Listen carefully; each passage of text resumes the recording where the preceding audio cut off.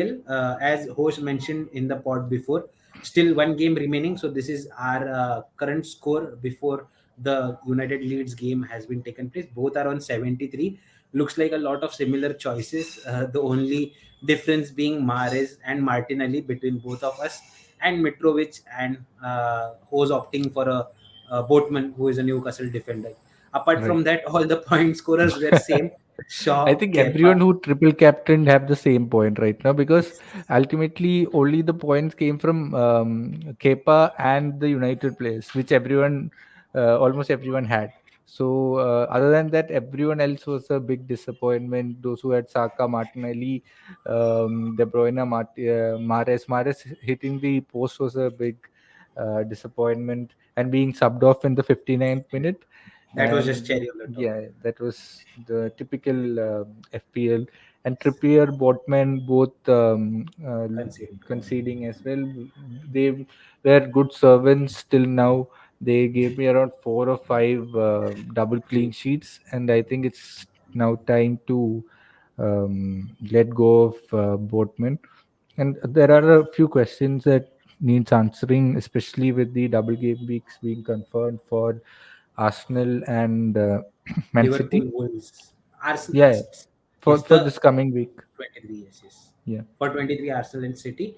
Before we go on to the upcoming double game week fixture, host, what were the transfers you made this week? Can you just let us know? Like for the coming game week, or for For the this. past week, for the past week. Yeah, for I sad to say this, but I transferred out Wilson to get Nketiah, and he scored after around 7 or 8 games. Wilson scored after 7 or 8 games, so unfortunate. But the vision behind Is it long. is to have more players in the blank game week, so I'll take it on my chin and move on.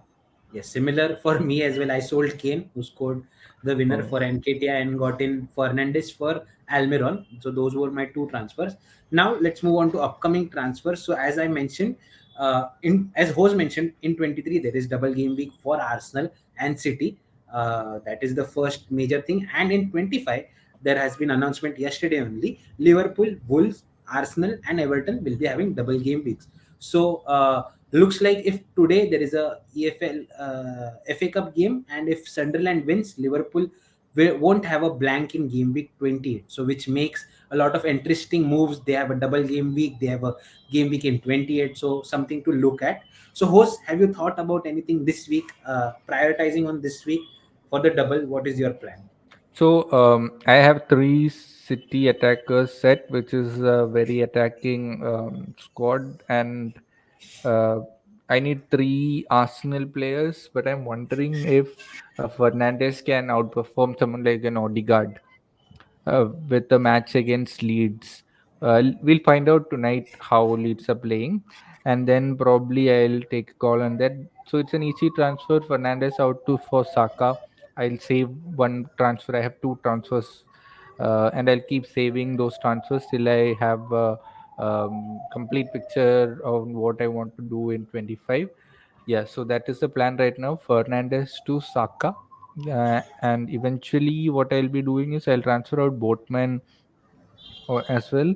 And yeah, I have a good bench right now, so it's all right. I think I can have 2 or 3 United and Newcastle players.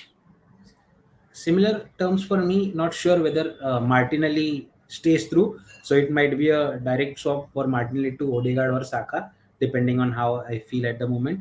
Fernandes can make way as well for the other transfer, maybe a Salah in future, or if needed, the funds can be given to Mitro to Darwin for the double game week. So that is what I'm thinking about at the moment, using those funds from Fernandes. But at the moment, the first transfer would be getting the right Arsenal players for their double game week, which is the most important thing at the moment. Right. So, what So, are the priorities for this coming game week? Like in game week 23, what players are the priority for me? I think Haaland, followed by Saka, probably, followed by, it's a tough choice between De Bruyne, Mahrez, and all, because De Bruyne was benched, but I'm sure he would get minutes.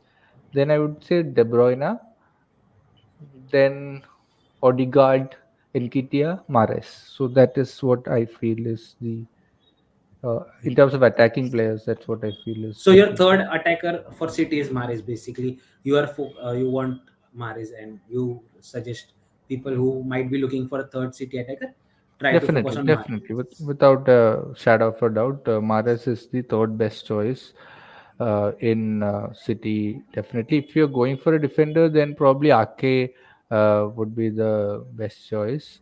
Yeah, in terms of Arsenal, everyone would have a defender already. The question is, for someone like me, I have two transfers left. I can either go for Fernandes or Saka straight, or maybe someone like Pereira up to Odegaard and one transfer out to get uh, a, a cheap player as well. So those two things, and I will be monitoring Tarkowski at Everton. They have couple of good fixtures, and he is a very good player to have. Like previously, also if you look at Sean Dyche's team, Tarkowski was very instrumental in winning the set pieces and scoring goals. So that's something that I am tracking. After a couple of games, I'll decide on moving in someone like a Tarkowski.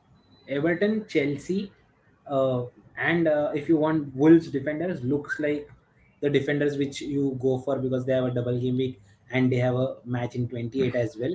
Yeah, From defenders perspective, if you want to ship out your Newcastle defenders now who will be having blanks, so that is the whole thing. And in attack, City, Arsenal, who are at the minute in form of their life, so you can go for them. And apart from that, maybe Liverpool when they have a double game week. So that is the whole gist what we are suggesting. And if you have still joined our code, the league code, it's mentioned on the screen and in the description box below as well. You can join via that our league as well.